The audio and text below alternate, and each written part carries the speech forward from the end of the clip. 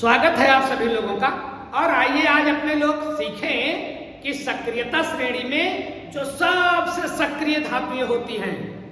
सक्रियता श्रेणी में धातुएं 3 प्रकार की होती हैं ना, कम क्रियाशील, मध्यम क्रियाशील, अति क्रियाशील। तो आज अपने लोग सीखेंगे कि सक्रियता श्रेणी में जो सबसे ज्यादा क्रियाशील धातुएं हैं उनका निष्कर्षण कैसे करेंगे। तो ये धातुएं जो बड़ी सक्रिय होती हैं वो सक्रियता श्रेणी में कहां पाई जाती हैं? सबसे ऊपर। अरे भाई, जो समाज में सक्रिय लोग होते हैं वो कहां होते हैं?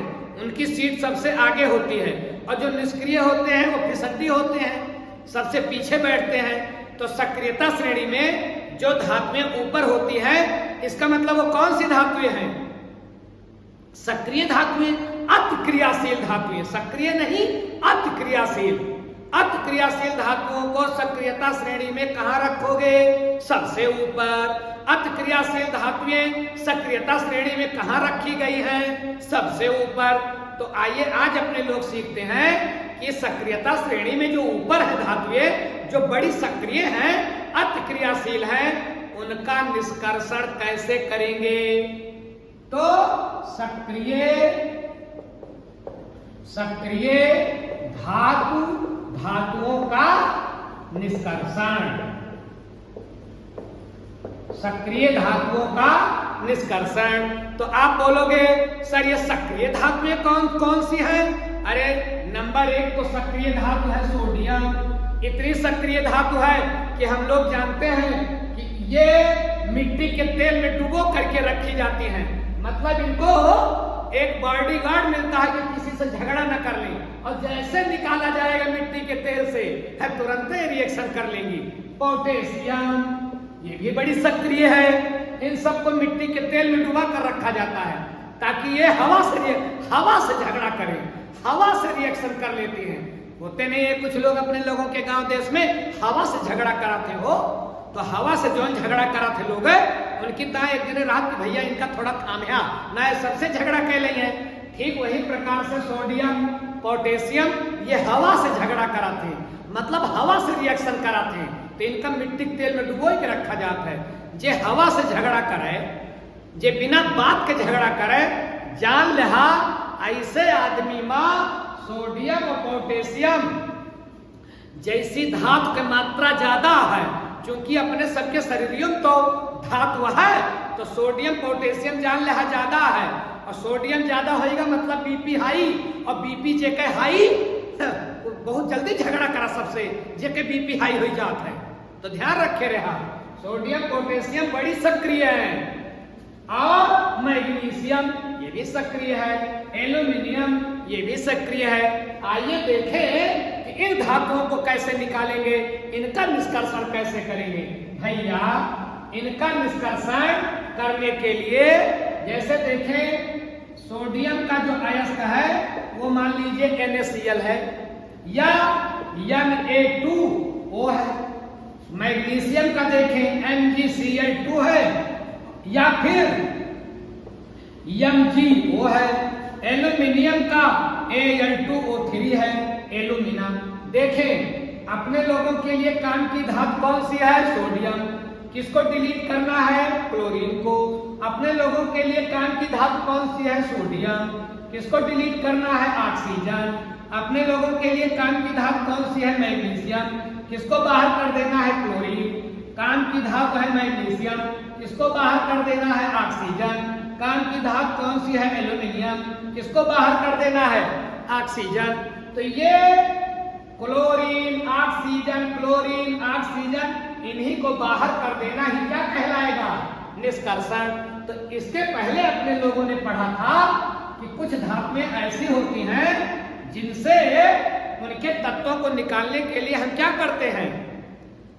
उसके लिए हम लोग कार्बन का उपयोग करते हैं। जैसे देखें ZnO और +C अपने लोगों ने किया था। तो वो क्या कहता है Zn से? वो कहता है कि Zn भाई साहब मेरा जिगरी दोस्त आ गया है C, अब मैं आपके साथ नहीं रह सकता, मैं आपको छोड़ रहा हूं। तो Zn अलग हो जाता था और CO अलग बन जाता था, Zn का निष्कर्षण हो जाता था। ये कौन सी विधि थी? ये अपचयन था। किसके द्वारा अपचयन? कोक के द्वारा, कार्बन के द्वारा। लेकिन जरा देखें कि क्या अब ये Zn कैसी धातु थी? सक्रिय? नहीं, मध्यम क्रियाशील थी, अति क्रियाशील नहीं थी। अब इसको जरा देखिए, मैग्नीशियम का ऑक्साइड है। अब चाहिए तो ये था कि C से रिएक्शन करा करके O को निकाल दिया जाए। अब जैसे MgO को C से ललचवाया जाएगा कि O ललचाए, C की ओर आए, ऐसा किया जाता है। लेकिन O C से कहता है भाई साहब पिछली बात भूल जाइए, आपसे ज्यादा जिगरी दोस्त मेरे लिए Mg है, मैं Mg को छोड़ करके आ नहीं सकता।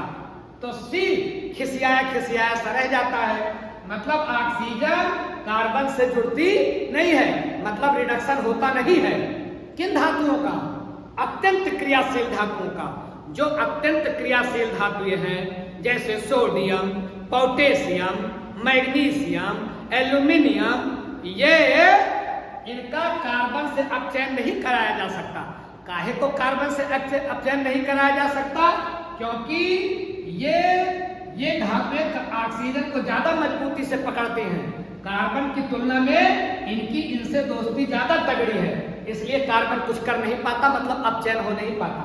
तो ऐसी धातुओं के अपचयन के लिए भैया, ऐसी धातुओं के अपचयन के लिए एक तरीका लगाते हैं। अति क्रियाशील धातुओं के अपचयन के लिए बड़ा सिंपल तरीका है। कौन सा तरीका है?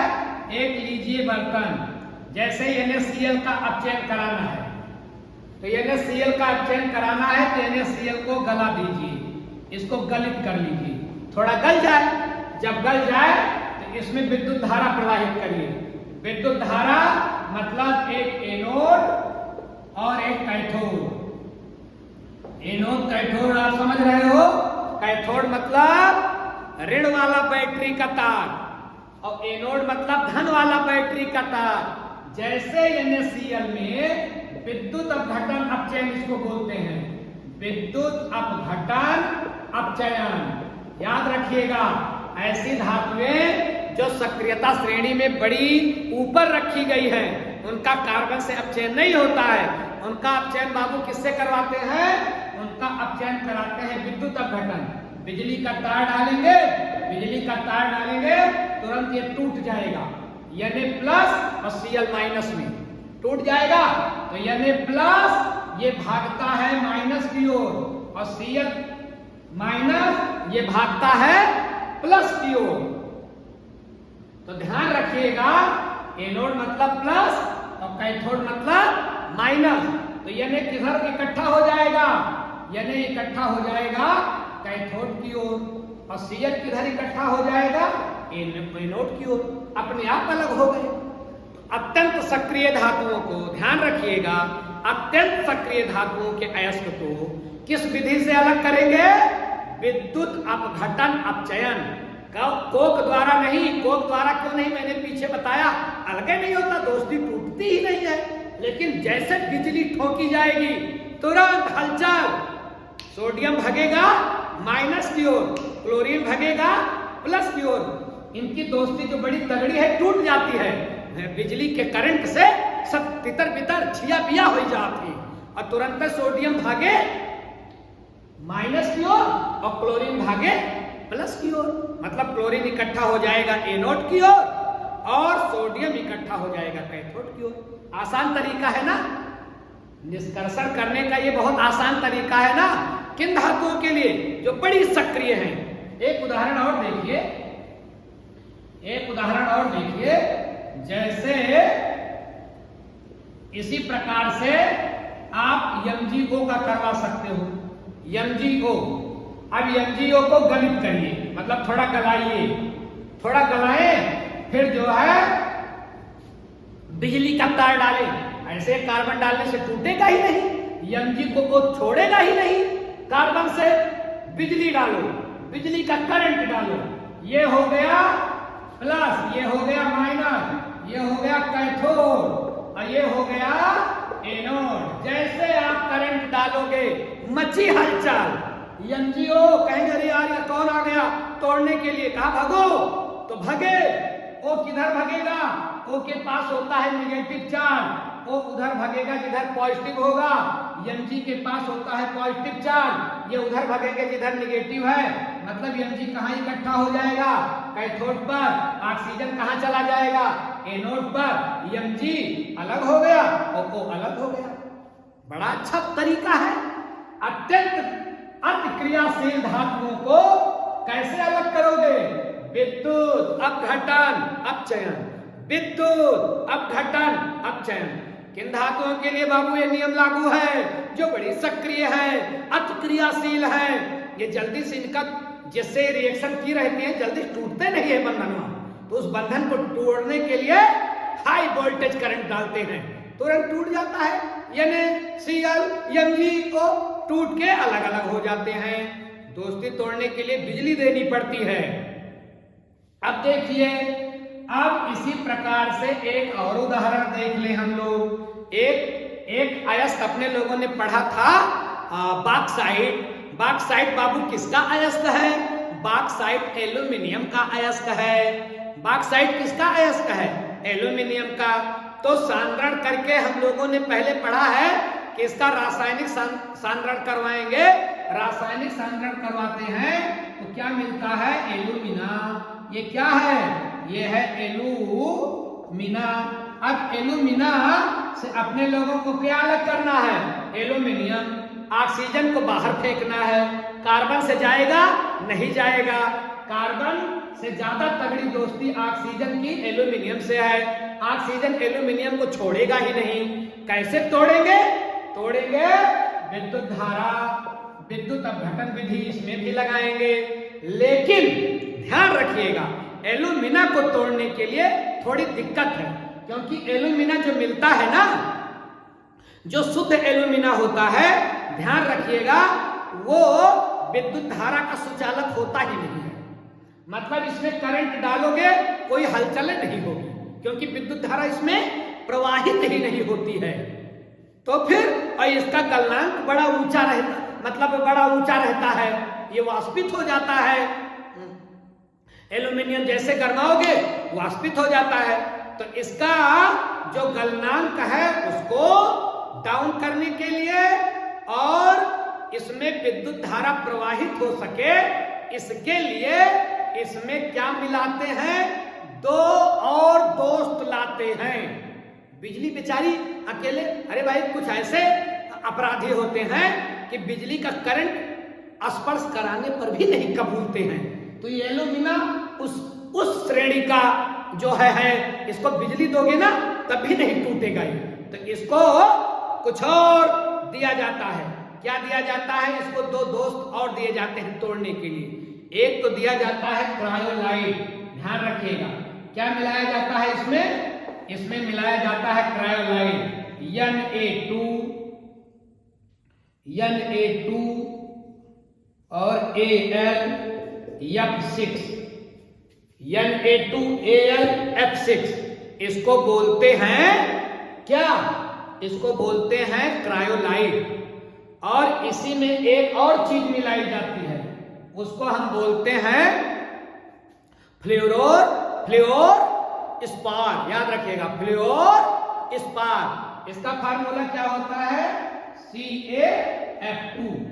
क्या होता है, CaF2, फ्लोर स्पार। ये दोनों मिल गए तो तुरंत एल्यूमिना हो जाता है विद्युत धारा का सुचालक, और इसका गलनांक भी हो जाता है थोड़ा डाउन। गलनांक भी क्या हो जाता है, थोड़ा डाउन। तो फिर जैसे विद्युत धारा प्रवाहित होगी, अब क्रायोलाइट और फ्लोर स्पार मिला दिया गया है, तुरंत टूटेगा।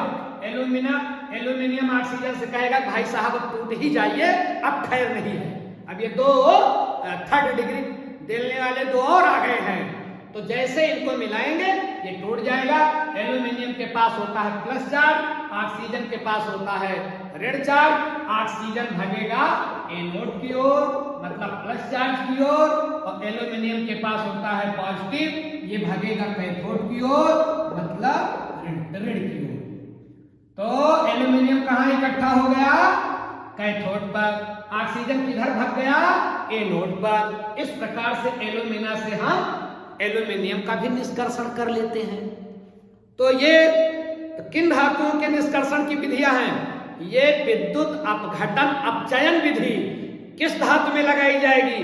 उन धातुओं में लगाई जाएगी बाबू जो सक्रियता श्रेणी में सबसे ऊंचे हैं, जो बड़े एक्टिव हैं, जिनका बंधन आराम से टूटता ही नहीं है। तो करंट डालते हैं, करंट डाल करके तब तोड़ते हैं, तब धातु अलग होती है और उसका दूसरा तत्व अलग हो जाता है।